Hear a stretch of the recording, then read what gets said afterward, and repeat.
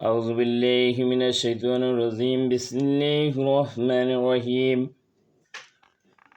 সূরা Balad আয়াত নম্বর 4 লাকাদ নিশ্চয়ই খালাকনা তাখলিক আমরা রূপান্তর সৃষ্টিকারী ইনসান মানুষ ফি মধ্যে কাবাদ দুঃখ কষ্ট বা শ্রম খালাকনা তাখলিক আমরা রূপান্তর সৃষ্টিকারী সমগ্র সৃষ্টি জগৎ রূপান্তর সৃষ্টি ওয়াহিদাতুল উজুদ অর্থাৎ এক দেহ সমগ্র সৃষ্টি জগৎ একটি শরীর আল্লাহ নিজেই আহাদ সামাদ ও লা শারিক রূপে নিজেকে বিকশিত করেছেন।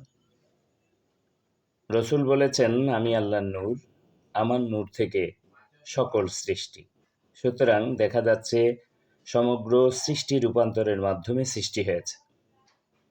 বারবার জন্ম বারবার মৃত্যু রূপান্তরের ধারাই ঘটে চলেছে। মানুষ জন্মান্তরের অধীন রয়েছে।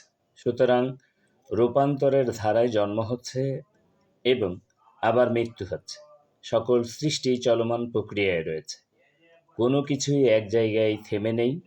তাই রূপান্তরে বা জন্মান্তরের কার্যক্রম সর্বত্র বিরাজমান।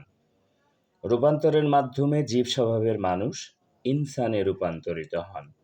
সকলে ভালো থাকবেন, সুস্থ থাকবেন, সবার জন্য শুভকামনা রইল।